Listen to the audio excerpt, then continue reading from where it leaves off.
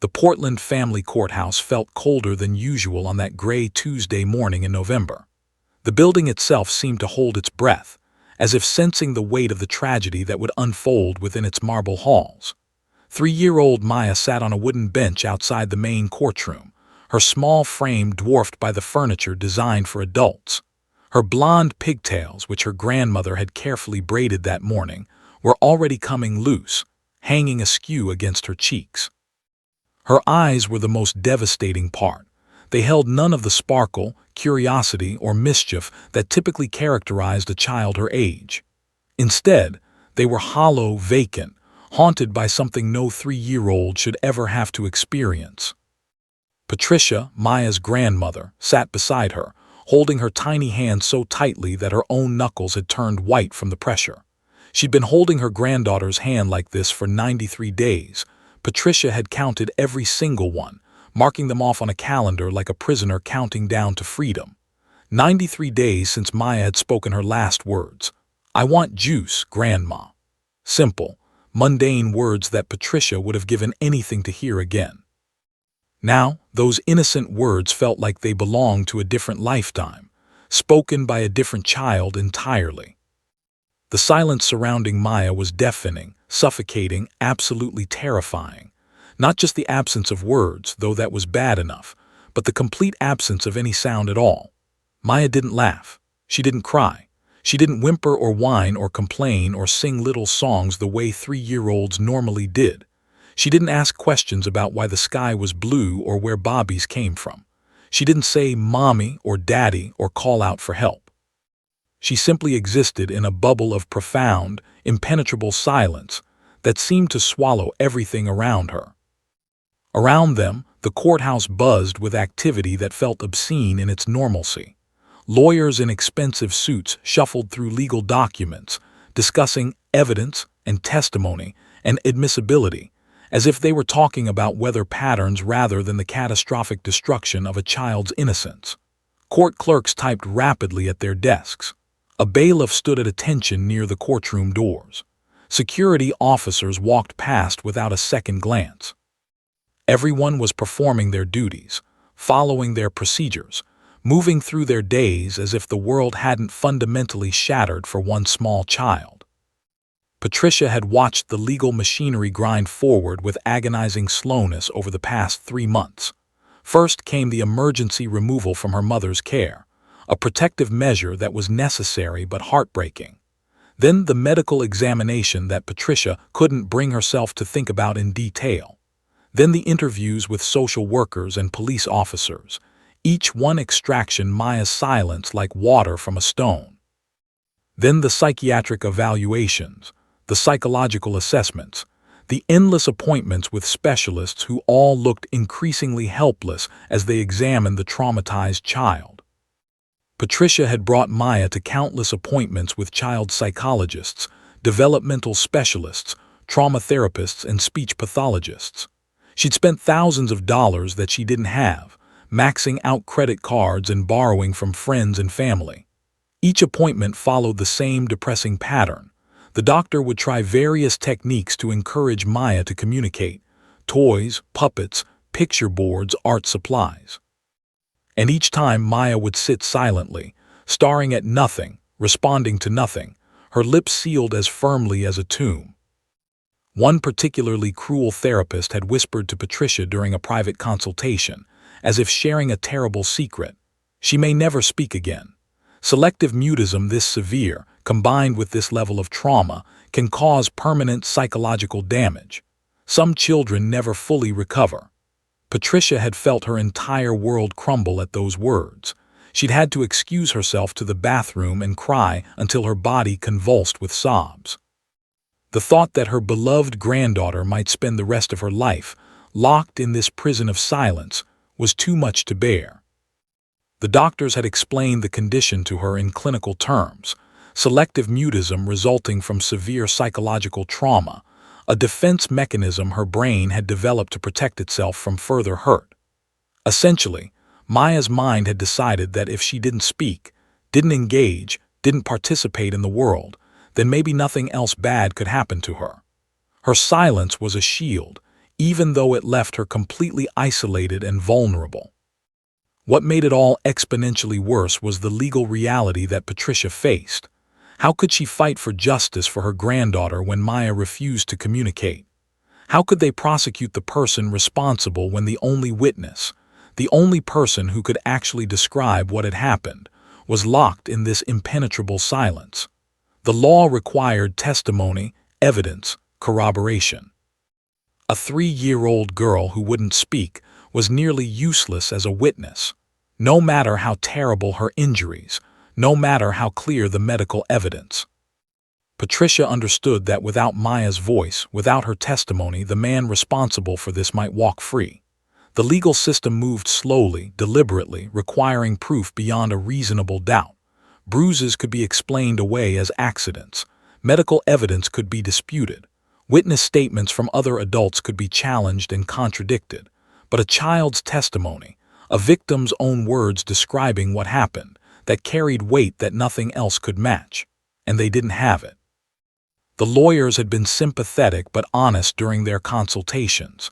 "It's going to be difficult," they'd said carefully. "Very difficult. We can work with the medical evidence and other testimony, but a child's direct account would strengthen our case immeasurably." Difficult was a euphemism. What they really meant was, your granddaughter's silence might mean her abuser goes free. Patricia looked down at the small face beside her, at the tiny hands that should have been drawing pictures and building with blocks instead of clutching desperately to her own hands. She saw the dark circles under Maya's eyes, evidence of the nightmares that plagued her sleep most nights, the nights when she would thrash and cry out and wake up screaming before retreating back into her terrible silence. She saw the way Maya flinched at sudden movements, the way her eyes darted nervously whenever a man walked past them in the hallway, the way she seemed to be constantly braced for something bad to happen.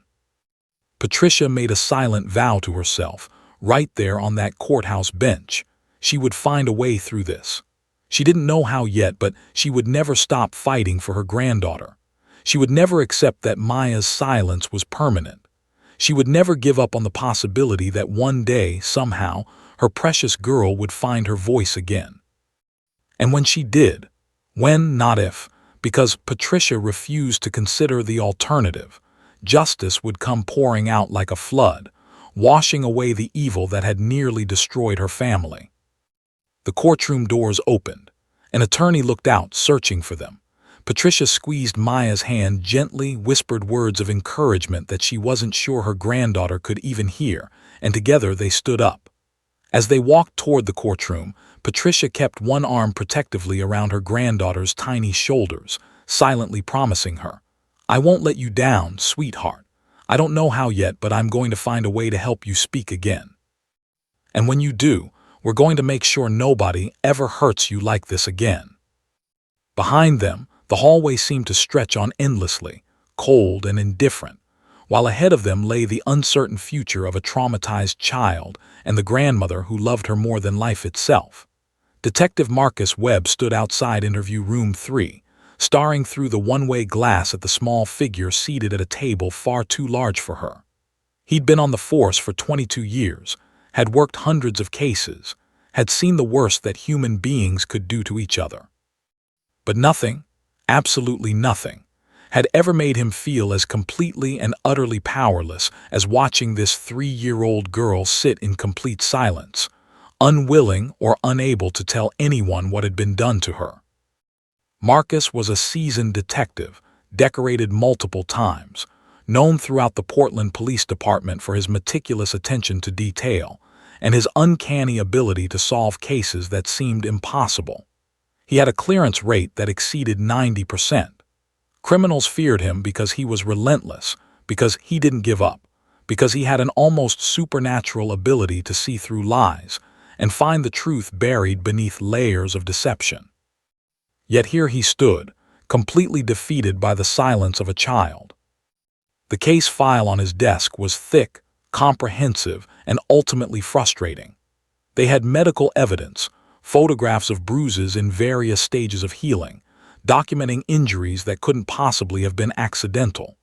They had the testimony of a neighbor who'd heard screaming coming from the apartment on 3 separate occasions.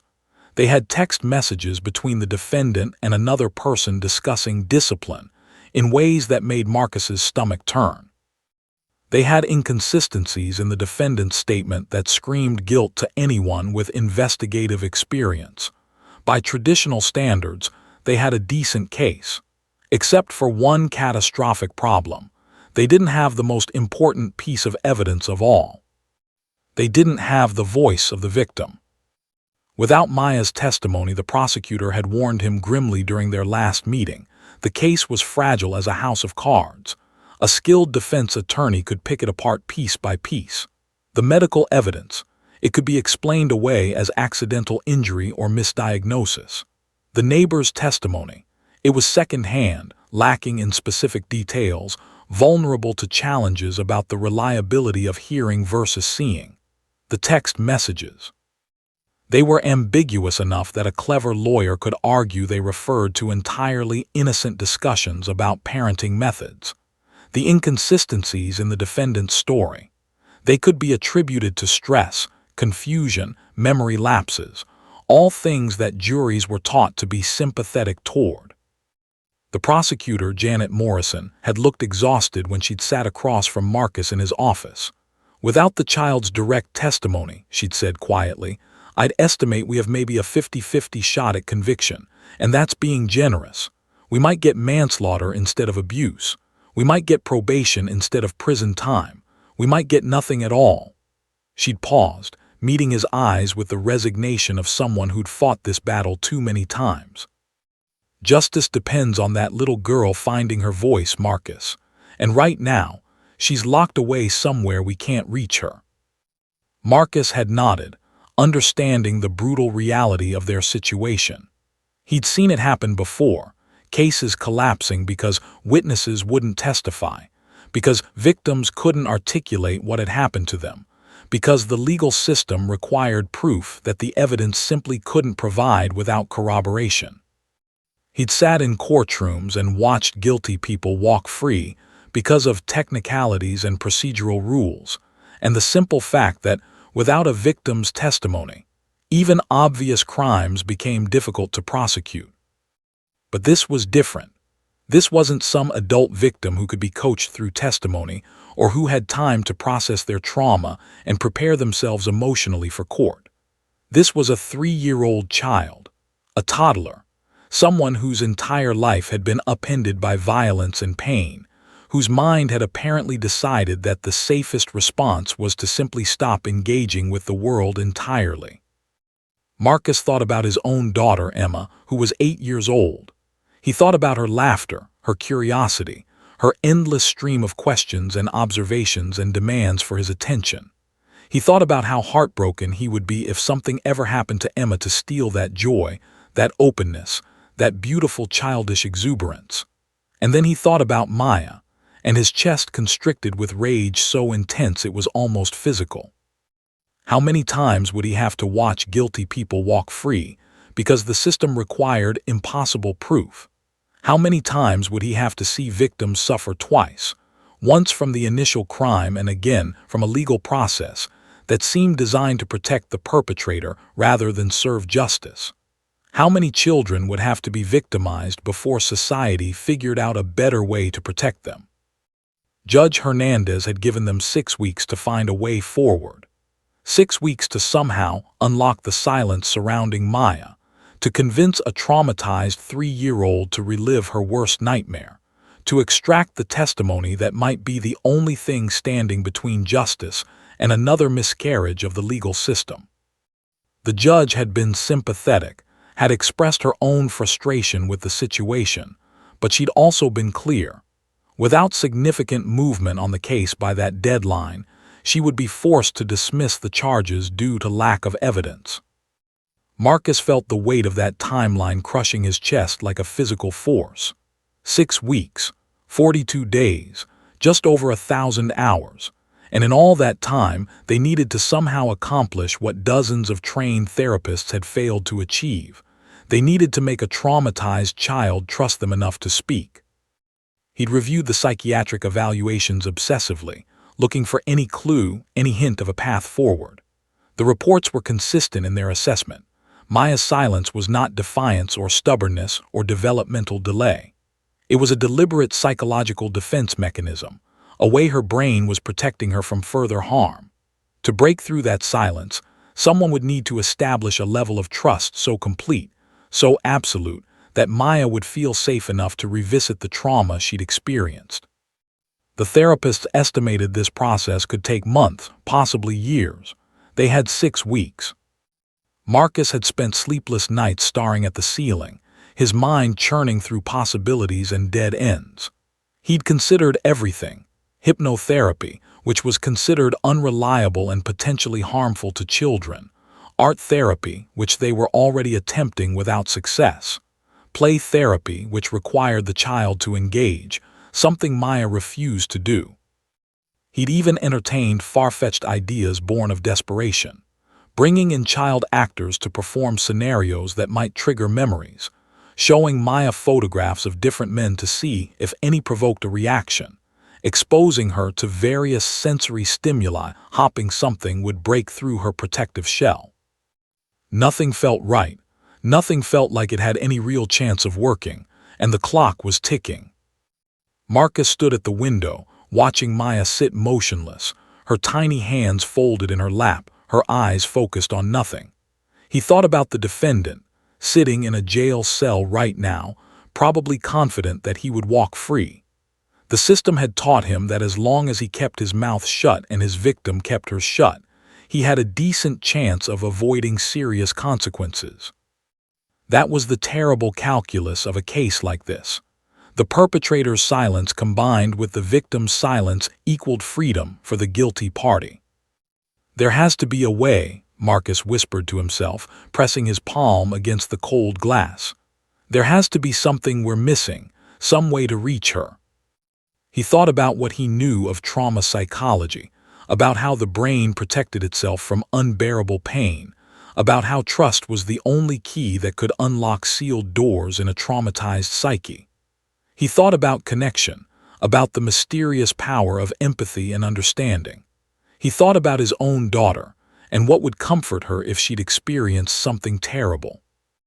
And then, very quietly, an idea began to form, an idea so unconventional, so outside the normal bounds of police procedure and legal protocol, that he almost dismissed it immediately.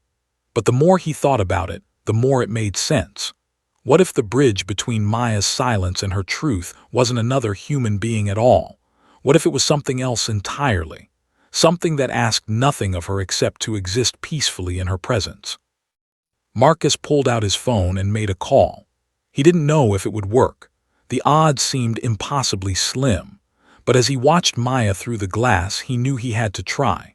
Because the alternative, accepting that this child would remain locked in silence, that her abuser would walk free, that justice would fail once again, was simply unacceptable. Officer Jennifer Chen sat in the Portland Police Department's break room on a cold Thursday afternoon, surrounded by the usual chaos of a police station. Officers coming and going, the constant hum of conversation, the smell of bad coffee that had been brewing since early morning. She was scrolling through her emails, half listening to Officer Rodriguez complaining about his shift, when a message appeared in her inbox that made her stop mid-sip of her lukewarm coffee. The subject line read, "Urgent, request for unconventional case assistance." Jennifer opened it and began reading, her interest growing with each sentence. It was from Detective Marcus Webb, someone she'd never worked with directly but whose reputation preceded him. Webb was considered one of the most dedicated investigators in the department, known for his dogged persistence and his refusal to accept defeat. The email outlined a case involving a 3-year-old victim of abuse who had stopped speaking entirely, and explained how the lack of testimony was jeopardizing the prosecution's chances of conviction. But what caught Jennifer's attention most was the final paragraph. "I know this is unconventional. I know it's outside normal protocol. But I've reviewed your training certifications in trauma-informed therapy dog work, and I've read the statistics on your success rate.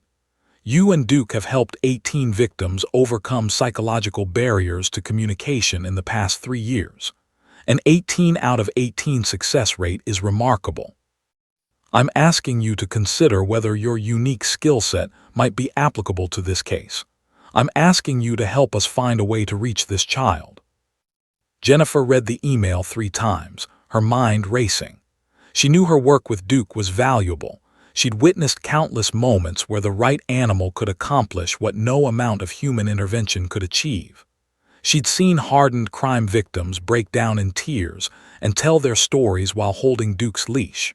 She'd watched elderly trauma survivors find peace in the presence of her calm, intuitive German Shepherd. She'd even worked with a young assault victim whose testimony, facilitated by Duke's presence, had led to a conviction that would have been impossible otherwise. But a case this high-profile, a victim this young, the stakes felt almost impossibly high. Jennifer excused herself from the break room and walked down to the K9 unit where Duke was resting in his climate-controlled kennel. The German Shepherd lifted his head immediately when he saw her, his tail beginning to wag with the kind of pure, unconditional enthusiasm that Jennifer had come to cherish. Duke was 3 years old, at the absolute peak of his training and emotional intelligence. He'd been specifically bred and trained for therapy work, selected as a puppy for his calm temperament, his ability to read human emotion with almost supernatural accuracy, and his genuine desire to comfort others. Jennifer knelt down beside Duke's kennel, running her fingers through his soft fur. "What do you think, boy?" she asked quietly. "Do you want to help a little girl who's forgotten how to speak?" Duke pressed his head against her hand, and Jennifer felt something shift in her chest. This was what she'd trained for. This was the reason she'd pursued advanced certifications in trauma therapy. This was the intersection of her professional skills and her deepest purpose, using the remarkable bond between humans and animals to facilitate healing. That evening, Jennifer sat at her kitchen table with her laptop, reviewing everything she could find about selective mutism in young children, about trauma-induced speech disorders, about the psychological mechanisms that cause toddlers to retreat into silence as a protective measure. She read case studies of children who'd been helped through animal-assisted therapy. She reviewed her own notes from her training on how to present Duke in new situations, how to position him to be maximally comforting while minimizing pressure or demands. By midnight, Jennifer had formulated a plan. It was delicate, requiring absolute sensitivity to Maya's psychological state. It would require patience, infinite patience, and a willingness to move at the child's pace rather than the court's timeline. Most importantly, it would require Duke to be absolutely at his best, calm, intuitive, present, and asking nothing of the traumatized child except to exist peacefully in her presence. The next morning, Jennifer requested a meeting with Captain Rodriguez. Her supervisor listened carefully as she explained her proposal, his expression shifting from skepticism to cautious interest. "This is highly irregular," he said finally. "There's no precedent for using therapy dogs in active court cases like this." "Which is exactly why it might work," Jennifer replied. "We've exhausted conventional approaches. Conventional approaches have failed.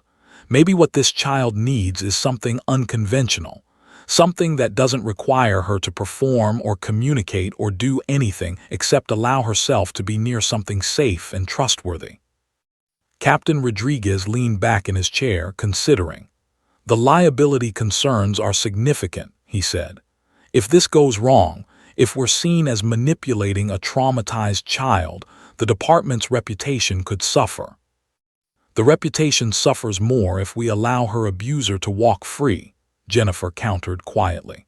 "And the real damage to that child's future happens if she stays locked in silence indefinitely." Rodriguez was quiet for a long moment. Then he nodded slowly. "Get me the specifics of the case. I'll take it to the judge. If she approves it and if the family consents, we can try your approach. But Jennifer, understand that this is a significant risk for you professionally. If this doesn't work, people will blame you and Duke. There will be consequences. Jennifer understood completely. She was aware that she was putting her career on the line. But as she thought about a 3-year-old girl trapped in silence, as she remembered all the other victims Duke had helped, she knew she had to try. Over the next several days, Jennifer gathered documentation of Duke's training, compiled statistics on her success rate, and prepared detailed protocols for how the therapy dog sessions would be structured. She wrote extensively about her methodology, how she would position Duke to minimize pressure, how she would never force interaction, how she would allow the child to dictate the pace and nature of their connection. She also spent significant time reviewing the case file, understanding as much as she could about what Maya had experienced.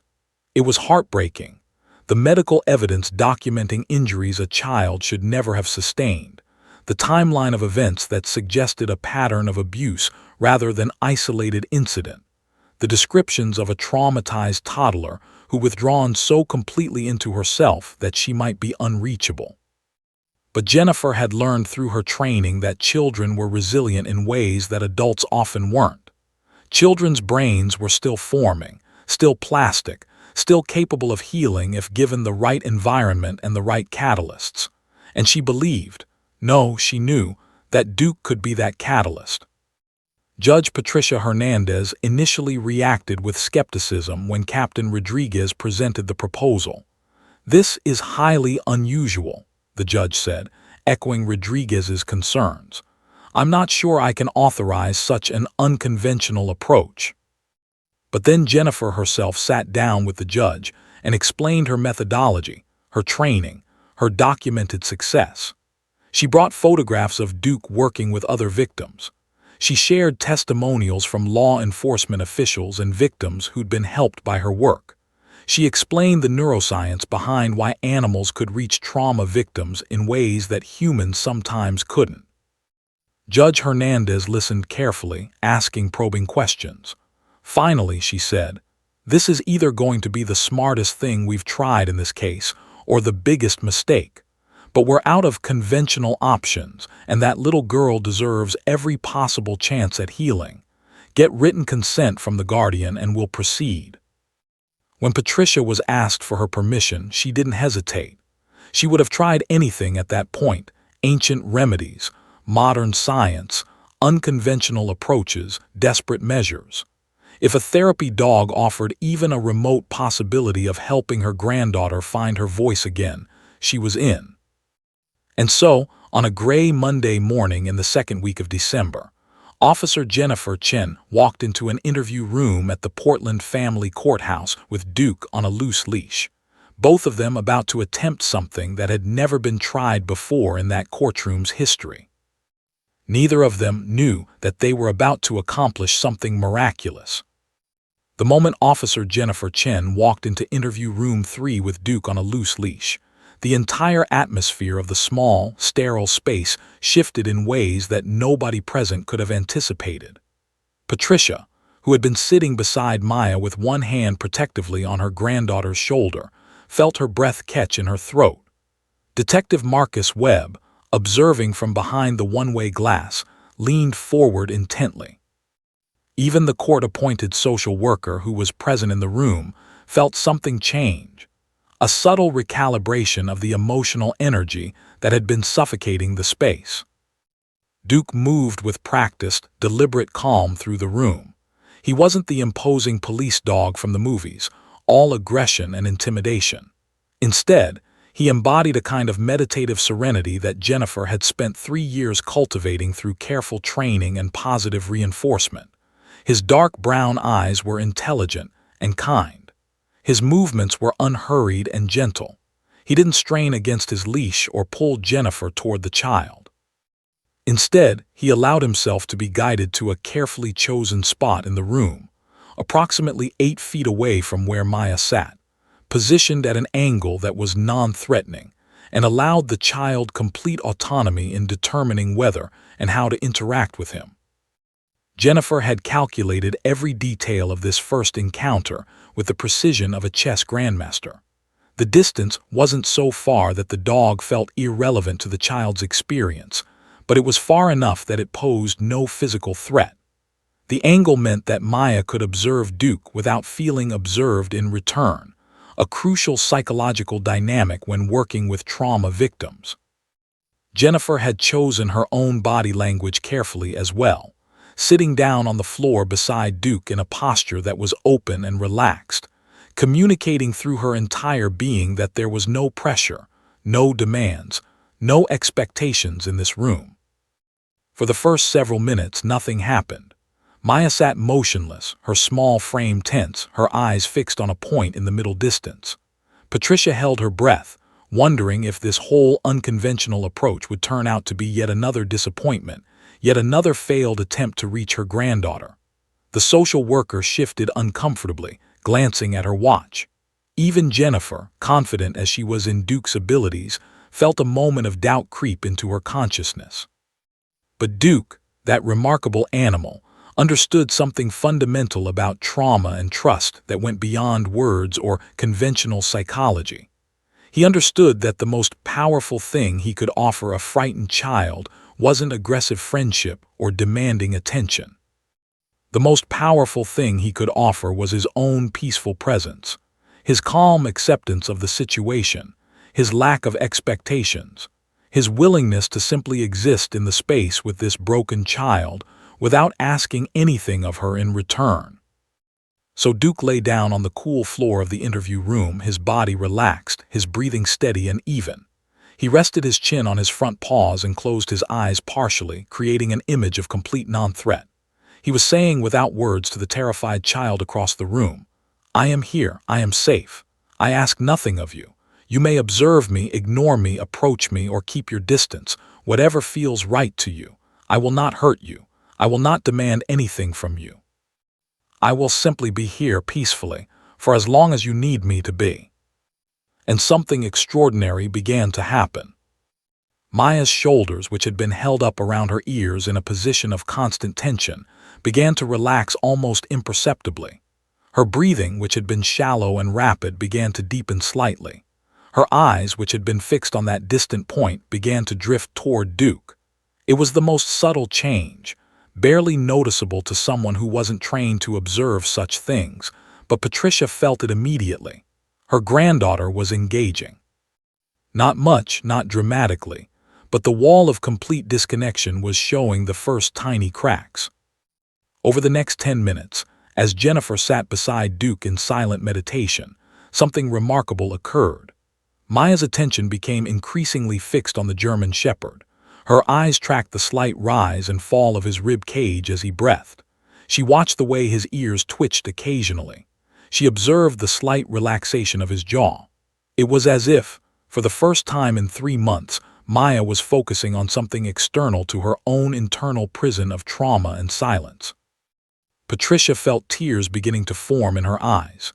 She hadn't realized how much she'd been holding her breath, how much she'd been braced for disappointment, until she felt the tension beginning to ease from her own body. Her granddaughter was looking at something other than the void. Her granddaughter was paying attention to the world outside her own fractured psyche. It was a tiny thing, perhaps an infinitesimal step, but it felt like a miracle. Jennifer remained absolutely still, understanding that her role in this moment was to be a nonentity, to allow the connection between child and animal to develop without interference. She didn't try to narrate what was happening. She didn't attempt to encourage interaction. She simply sat, breathing quietly, allowing the profound intelligence of the animal beside her to do the work that human psychology and medicine had been unable to accomplish.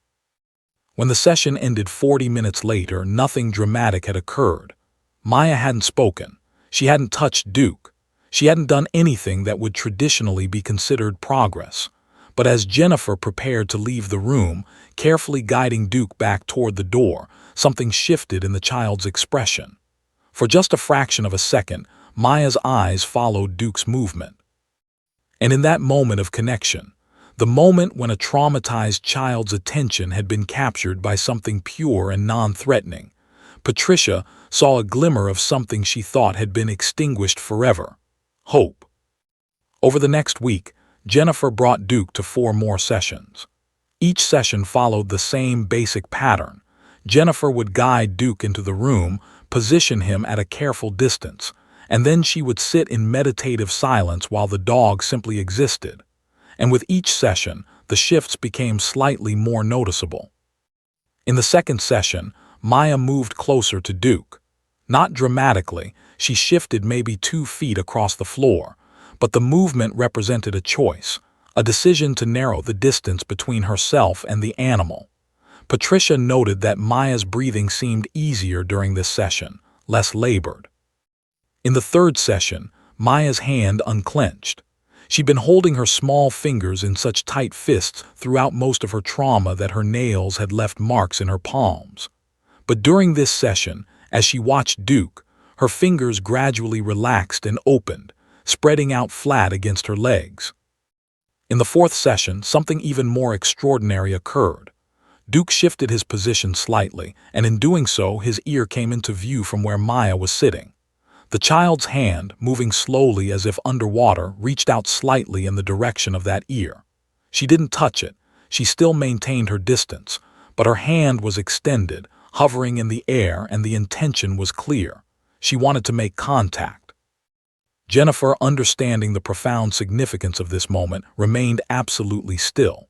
She didn't encourage. She didn't guide. She simply allowed the child her agency in this interaction. After several long seconds, Maya's hand retreated back to her lap, but the attempt, the reaching out, represented a fundamental shift in her psychological state. She was beginning to trust.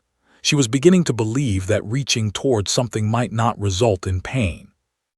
By the fifth session, on a Tuesday afternoon when pale winter sunlight streamed through the small window of the interview room, Maya made contact. Her tiny fingers touched Duke's soft fur. It was just a brief touch, lasting maybe 2 seconds, but it was profound in its implications. This child, who hadn't touched anything with gentleness or affection in 3 months, was now making voluntary physical contact with another living being. Patricia sobbed quietly in that moment, understanding that her granddaughter was beginning to heal. Duke, that remarkable animal, had accomplished in 5 sessions what dozens of trained therapists had been unable to accomplish in 3 months of intensive work.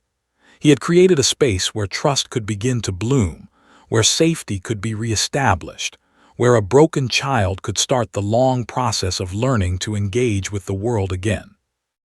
As Jennifer observed from her position on the floor, she understood that they had passed some invisible threshold. The real work was about to begin. But now, finally, they had a foundation to build upon.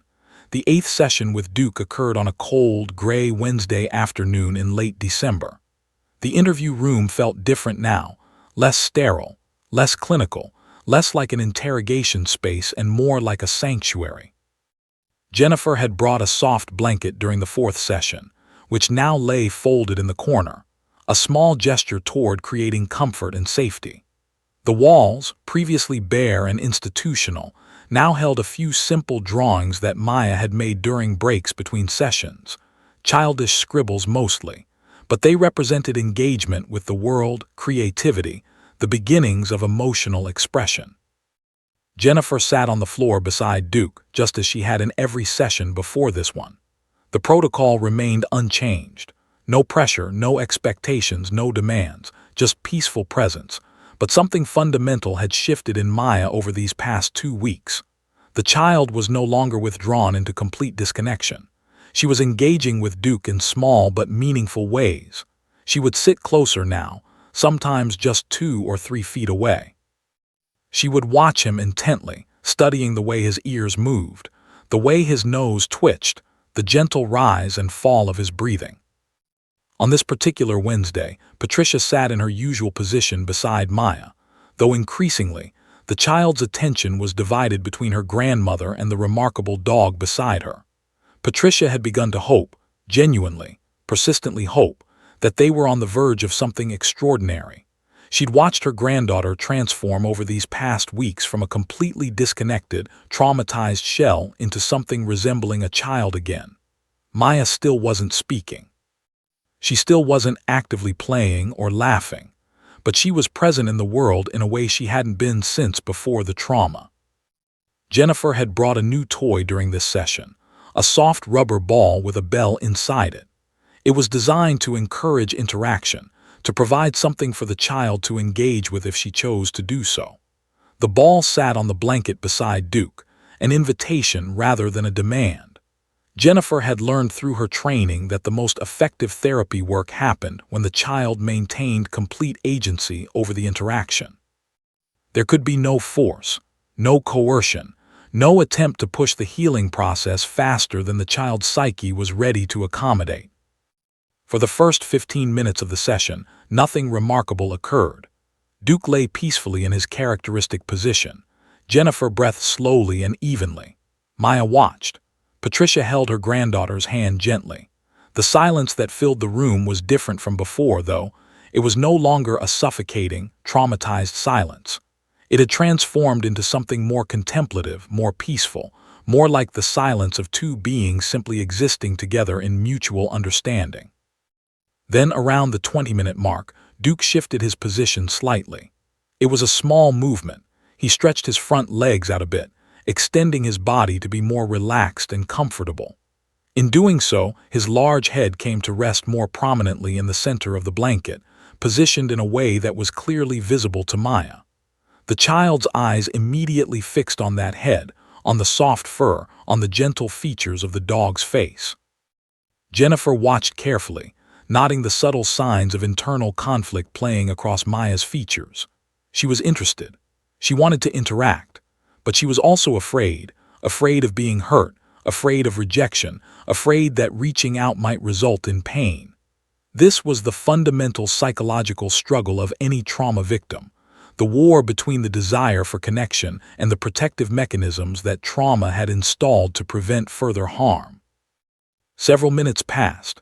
Patricia held her breath, not wanting to disturb whatever internal process was occurring in her granddaughter's mind. Then, very slowly, Maya's hand began to move. It started from her lap, where she'd been holding it, and it extended outward with the hesitation of someone moving underwater. The movement was tentative, full of stops and starts, as if the child was asking permission from her own traumatized nervous system. Jennifer remained absolutely motionless, understanding the profound significance of what was about to occur. She had trained with Duke for this exact moment, the moment when a traumatized child would test whether it was safe to make contact, to reach out, to try again. Duke, with the intelligence that had been cultivated through careful training and natural instinct, remained perfectly still as well, allowing Maya complete control over the interaction. Maya's small fingers came into contact with Duke's fur. It was just a tentative touch at first, barely a brush against his shoulder. But then, incredibly, her hand didn't retreat. Instead, it remained in contact, her fingers slowly spreading across the dog's soft coat. Jennifer felt her own eyes burning with tears, not from sadness, but from witnessing the profound bravery of this small child reaching out, taking a risk, choosing connection despite her fear. And then Duke did something extraordinary. In a movement so subtle that only someone trained to observe such things would have noticed, the dog turned his head slightly and placed it directly against Maya's hand. It was an act of reciprocal affection, a non-verbal communication that said, "You are safe. I receive your touch. I am here with you." It was Duke offering himself fully to the child, saying without words, "I will not hurt you. Your gentleness is safe with me." Patricia could no longer contain herself. Tears streamed down her face as she watched her granddaughter making genuine physical contact with another living being. This was the moment she had been waiting for, this confirmation that beneath the trauma, beneath the silence, beneath all the protective walls Maya had constructed, there was still a child capable of reaching out, of trusting, of loving. The session continued for another 20 minutes, with Maya's hand remaining in contact with Duke's fur. She began moving her fingers, exploring the texture of his coat, marveling at the warmth of his body. Her breathing had changed completely.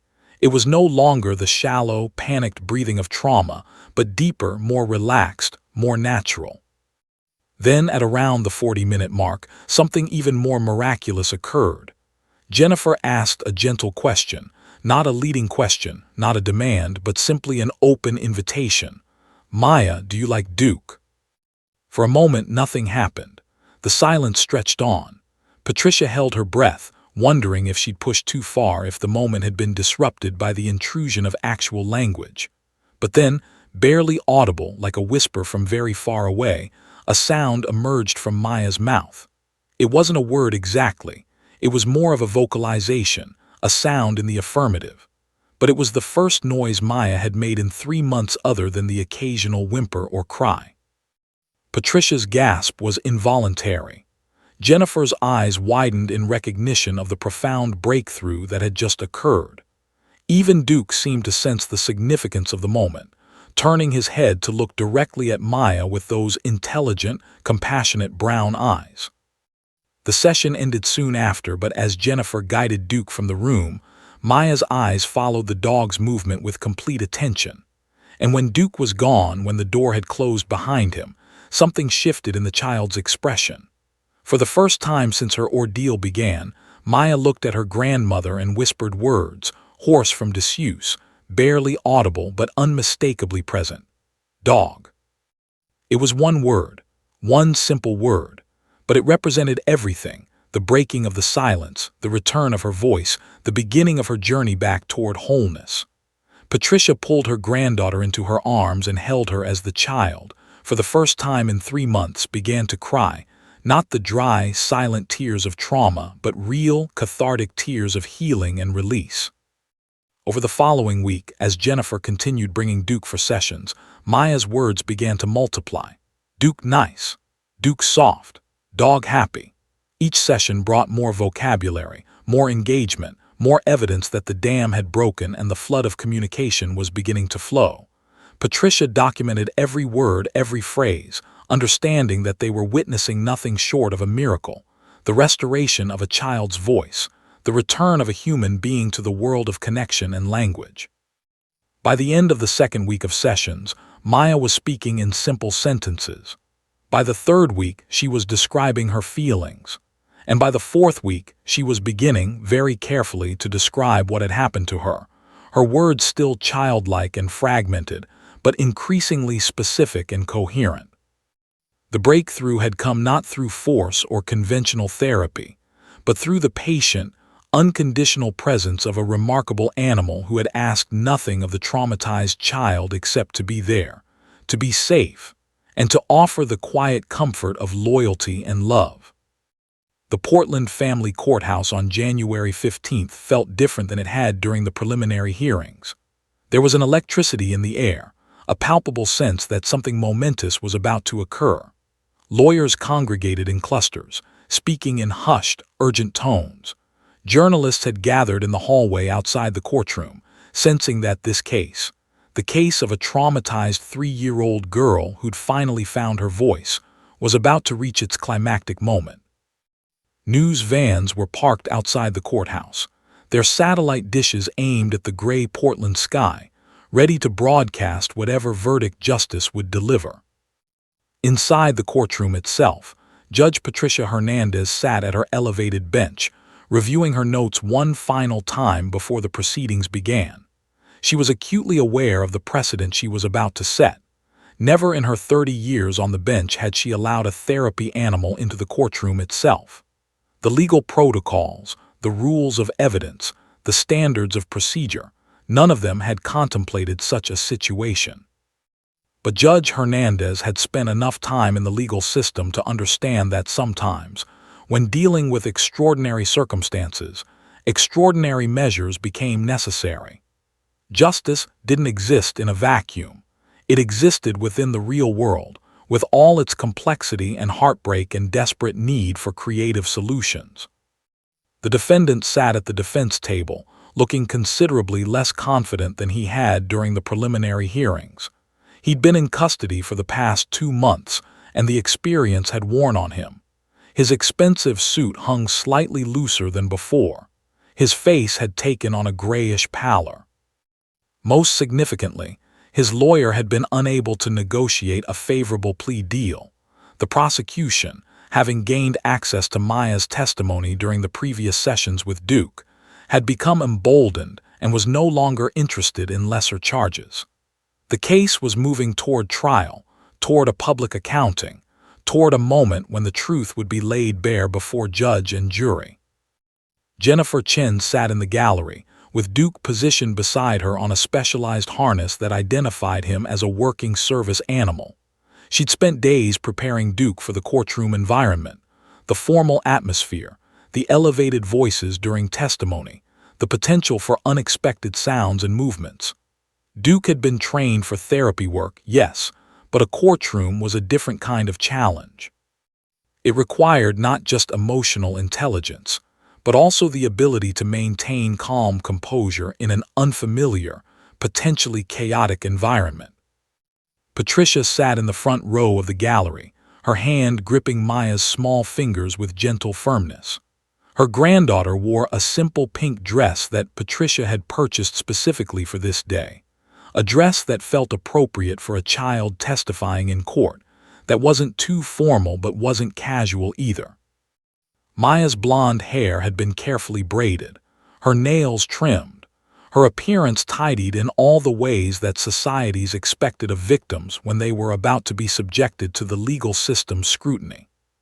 But beneath the neat appearance, Maya was terrified. Patricia could feel the tremors running through her granddaughter's small body. She could see the way Maya's eyes kept darting around the courtroom, taking in the imposing architecture, the uniformed bailiff, the rows of strangers who had come to witness her testimony. This was the moment that had seemed impossible just weeks ago, the moment when her granddaughter would stand before a judge and jury and tell the truth about what had happened to her. The prosecutor, Janet Morrison, called Maya to the stand. The child stood on shaking legs, Patricia's hand gradually releasing hers as Maya walked toward the witness stand. It was one of the most heartbreaking moments Patricia had ever experienced, watching her vulnerable, traumatized granddaughter walk alone toward a stand designed for adults, toward a microphone that seemed to tower above her head, toward a room full of strangers who would be listening to her most painful secrets. As Maya climbed into the witness stand, technically a special chair that had been brought in to accommodate her size, Judge Hernandez made her unprecedented decision. "Before we proceed," she announced, her voice carrying the authority of the court, "I am allowing the plaintiff's service animal to remain in close proximity to the witness." This is a highly irregular decision, but given the extraordinary circumstances of this case and the age of the witness, I believe it is in the interests of justice and the welfare of the child. Officer Chen, please bring Duke to the stand. A murmur ran through the courtroom. The defense attorney immediately objected, but Judge Hernandez overruled him with finality. "The animal will remain," she said simply. Jennifer guided Duke forward, and as the German Shepherd approached the witness stand, something remarkable happened. Maya's entire body relaxed. The trembling stopped. The fear in her eyes didn't completely disappear, but it was significantly diminished. Duke settled himself beside the witness stand, his presence a silent anchor in the storm of Maya's anxiety. The prosecutor began with simple, open-ended questions. "Maya, can you tell us your name?" "Maya," the child whispered, her voice barely audible through the courtroom's sound system. "And can you tell us how old you are?" "3," Maya said, holding up 3 fingers to emphasize the point. The questions continued, gradually becoming more specific, more targeted, more focused on the events that had led to her hospitalization and removal from her mother's care. Maya answered hesitantly at first, then with increasing confidence. Her hand rested on the edge of the witness stand, and periodically Duke would shift his position slightly, keeping himself prominently in her line of sight, a constant reminder that she wasn't alone. Then came the crucial moment. The prosecutor held up a photograph, an image of the defendant taken during his arrest. The man in the photograph stared directly at the camera with an expression of defiant anger.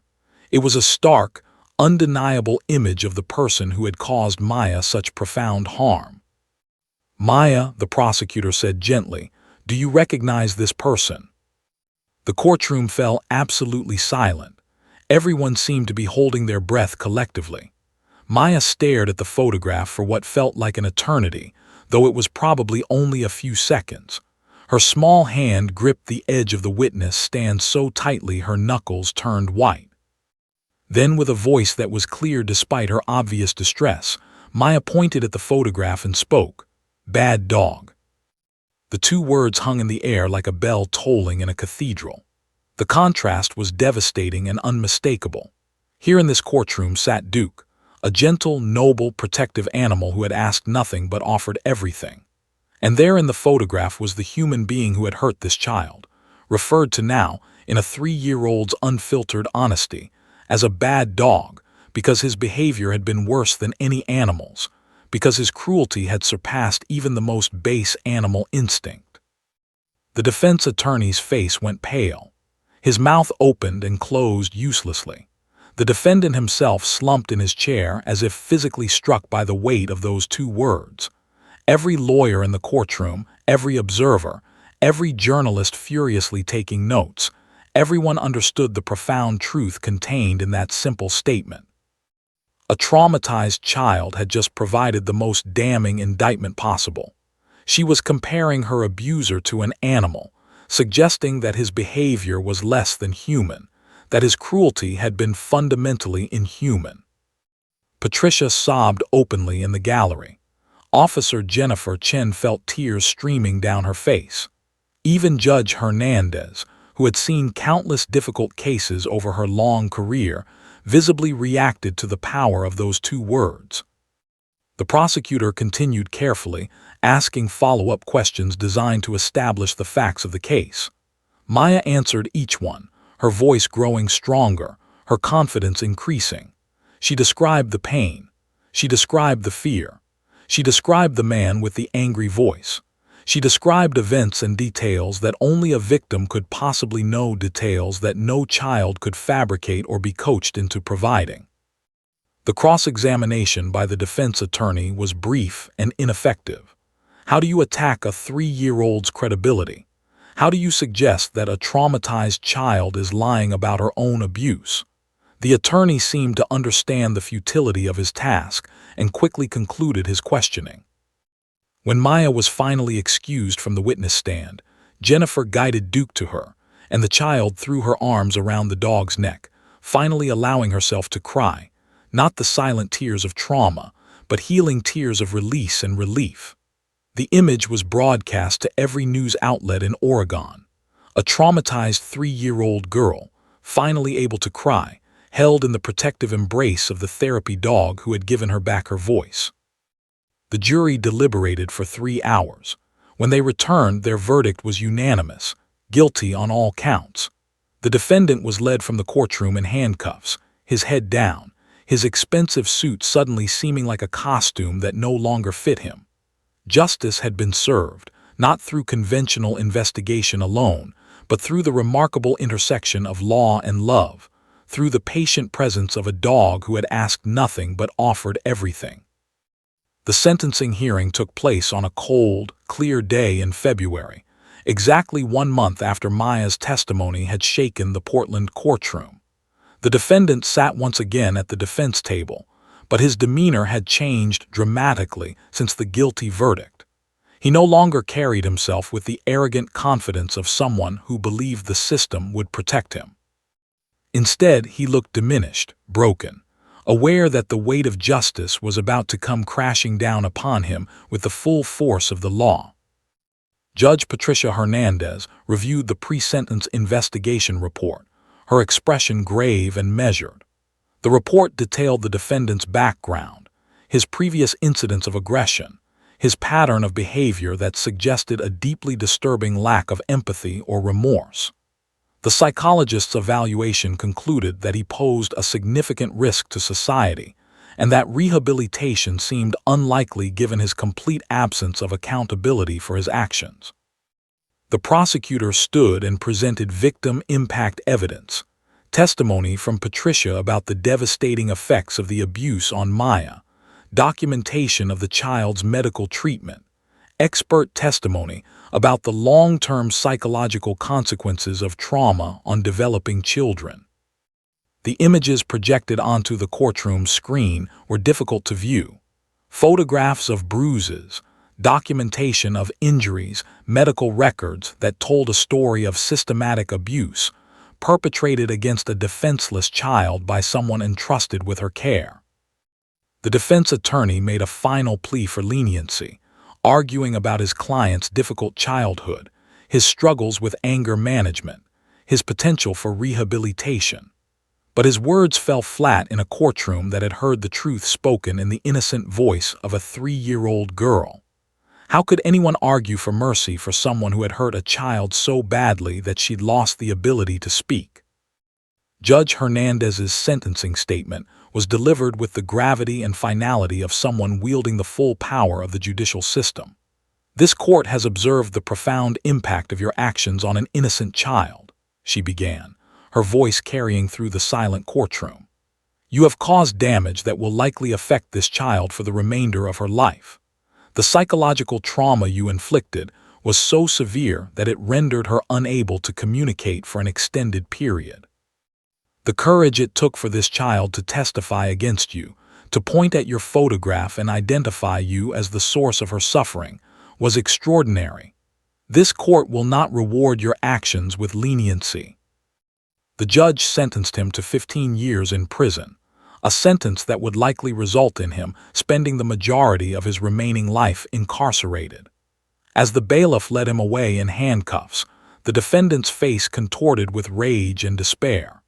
He had believed, up until the very moment of sentencing, that his expensive lawyer and the procedural complexities of the legal system would somehow protect him.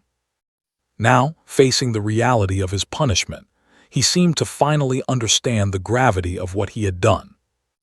Patricia sat in the courtroom gallery with tears streaming down her face, but they were tears of a different quality than those she'd shed during the previous proceedings. These were tears of vindication, of justice served, of a wrong being righted as much as the legal system could possibly right it.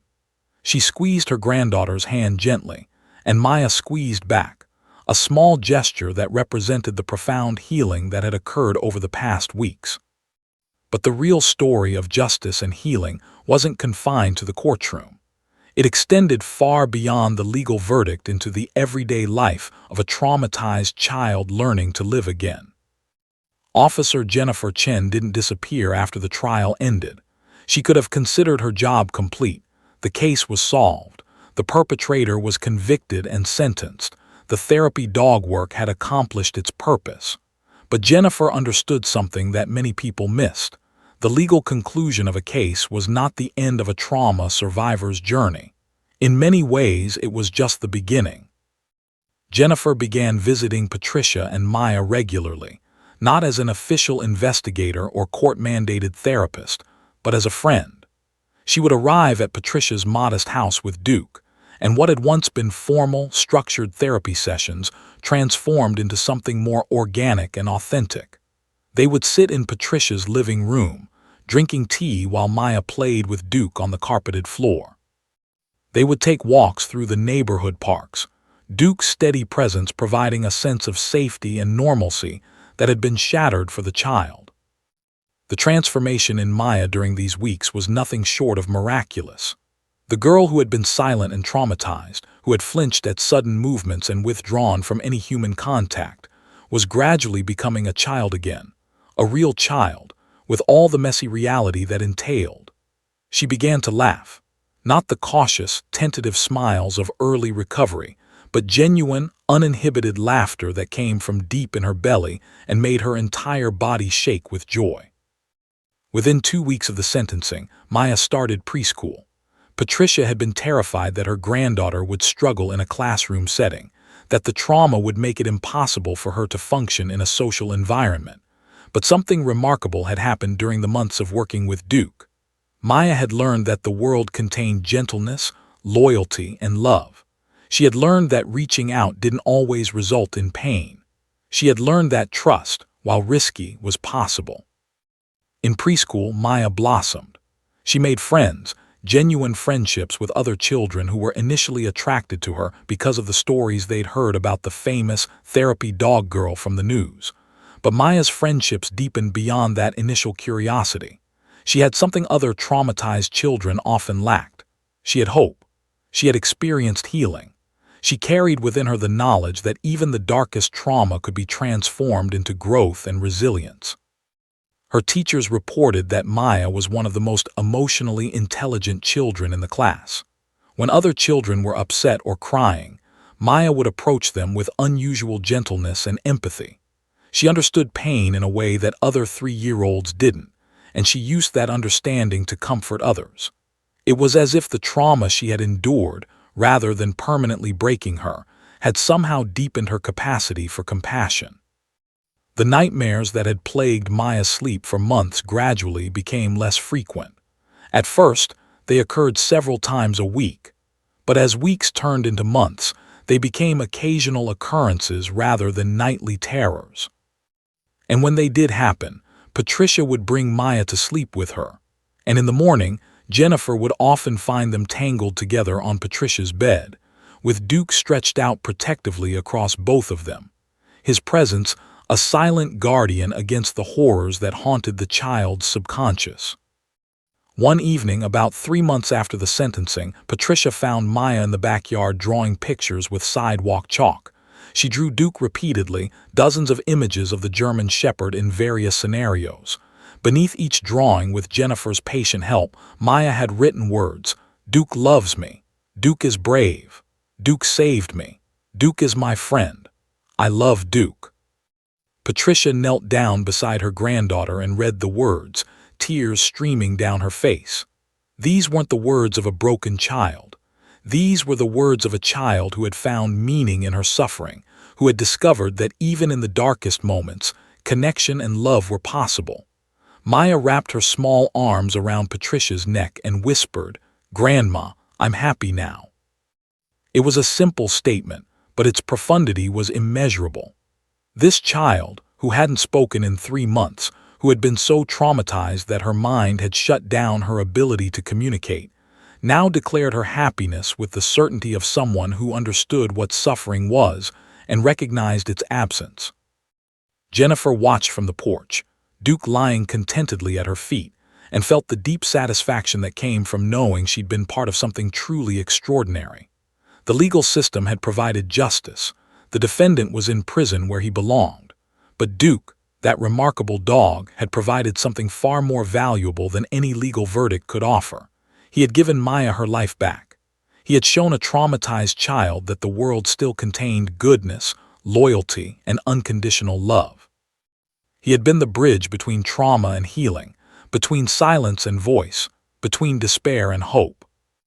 18 months after that fateful day in the Portland courtroom, the world had transformed for Maya in ways both subtle and profound. What had once seemed impossible, a traumatized child learning to live again, a broken family finding wholeness, a shattered psyche discovering resilience, had become the new normal. But standing in Officer Jennifer Chen's backyard on a warm summer afternoon, watching her granddaughter play freely with Duke, Patricia understood that the transformation was nothing short of miraculous. Maya ran across the manicured lawn with the unself-conscious joy of a child who had reclaimed her childhood. Her blonde hair flew behind her in the breeze, and her laughter, that precious, hard-won laughter that had once seemed permanently lost, echoed across the yard. In her small hand, she held a tennis ball that Duke had dropped at her feet, and without hesitation or fear, she threw it with all the strength her 3-year-old body could muster. The ball sailed across the grass, and Duke bounded after it with the exuberance of a dog who understood that play was the most profound language of joy. "Go, Duke, fetch," Maya shouted, her voice strong and clear and utterly unburdened by the trauma that had once rendered her silent. Duke caught up to the ball, snatched it from the grass, and came racing back toward the child, his tongue flapping in the wind, his entire body vibrating with happiness. When he reached Maya, the dog skidded to a stop and dropped the ball at her feet, panting heavily, his brown eyes bright with the kind of intelligent affection that only a well-trained therapy dog could express. Patricia sat in a lawn chair on the porch, watching this scene unfold, and felt tears of pure happiness streaming down her face. She'd seen her granddaughter emerge from a dark place that no child should ever have to visit, and she'd witnessed the remarkable resilience of the human spirit, or perhaps more accurately, the human canine spirit, the healing that occurred when a traumatized child found solace in the unconditional presence of a loyal animal. Jennifer sat beside Patricia, 2 cups of iced tea sweating in the afternoon heat, a comfortable silence stretching between them. They didn't need to speak. They had become something more than friends during the past 18 months. They had become partners in healing, allies in the fight for justice, witnesses to each other's most vulnerable moments. Jennifer had spent countless hours in Patricia's home, had become a fixture in Maya's life, had transformed from a professional acquaintance into something resembling family. "She's thriving," Patricia said finally, breaking the comfortable silence but speaking so quietly that her words seemed to be directed as much to herself as to Jennifer. "She is," Jennifer agreed, her eyes following Maya as the child threw the ball again, shrieking with delight when Duke chased it down. "Do you remember what the therapist said when we first started? That she might never fully recover, that the trauma might be permanent?" Patricia nodded, remembering the despair of those early days, the sense that her granddaughter had been irreparably broken. "I refused to believe it," she said quietly, "but I was terrified it was true." "Most children would have been," Jennifer said gently. "Most children would have struggled for years. The fact that Maya bounced back this quickly, this completely, speaks to the resilience of childhood and the power of the right therapeutic intervention at the right time." On the lawn, Maya had enlisted Duke in a game of tag, running away from the dog while squealing with laughter, and Duke, understanding the game perfectly, would chase her for a few feet before letting her get ahead, maintaining the delicate balance between the thrill of pursuit and the safety of knowing he would never actually catch her. It was a dance they performed together, these two, girl and dog, that required the kind of intuitive understanding that came only from weeks of building trust and connection. Patricia thought back to 18 months ago, to that gray November day when Maya had sat on the courthouse bench, hollow-eyed and silent. She thought about the 93 days of absolute silence, the appointments with specialists, the sense of hopelessness that had threatened to overwhelm her. She thought about the moment when Jennifer had walked into the interview room with Duke and everything had begun to shift. "I want to do something," Patricia said suddenly, "to honor what Duke did for Maya, something lasting." Jennifer turned to look at her, interest flickering in her eyes. "What are you thinking?" "A scholarship fund," Patricia said, the idea crystallizing as she spoke, "for traumatized children who might benefit from therapy dog work, so that other families don't have to struggle the way we did, searching for unconventional solutions because conventional approaches have failed them." Jennifer's eyes widened, then filled with tears. "Patricia, that's—" "It's the least I can do," Patricia interrupted gently. "Duke gave my granddaughter her life back. He gave her her voice. He gave her hope when hope seemed impossible. I want to ensure that other children can experience that same transformation." Over the following weeks, Patricia began making phone calls, researching nonprofit organizations, connecting with legal experts. With Jennifer's help and guidance, she established the Duke Foundation, a nonprofit dedicated to funding therapy dog programs for traumatized children, particularly those involved in the legal system. The Foundation's mission was simple: to ensure that every traumatized child had access to the kind of remarkable healing that Maya had experienced. The Foundation's inaugural event was held at the Portland Community Center on a crisp autumn day, exactly 2 years after Maya's courtroom testimony. The event was designed as a celebration of Duke's work and a fundraiser for the Foundation, but it became something much more profound. It became a gathering of people whose lives had been touched by the intersection of law and love, of justice and healing. Detective Marcus Webb was there, finally able to see the outcome of the impossible case he'd worked on with such dedication. He watched Maya interact confidently with other children, and he understood that his relentless pursuit of justice had contributed to this outcome. Judge Patricia Hernandez attended as well, her presence serving as a quiet acknowledgement that sometimes the law had to bend to accommodate the reality of human suffering and the extraordinary measures sometimes required to serve true justice. But the real star of the event was Duke himself. The German Shepherd, now 5 years old, had become something of a celebrity in Portland. Local news outlets had covered his story, national media had picked it up, and the remarkable dog had become a symbol of the healing power of animals in the context of trauma recovery. Children who had benefited from other therapy dog programs shared their stories. Parents wept as they described watching their traumatized children gradually learn to trust again. Therapists and law enforcement officials discussed the emerging science of animal-assisted therapy and its remarkable effectiveness in helping victims overcome psychological barriers to healing and communication. But the most powerful moment of the evening came when Maya, now 4.5 years old, stood in front of the assembled crowd and spoke about Duke.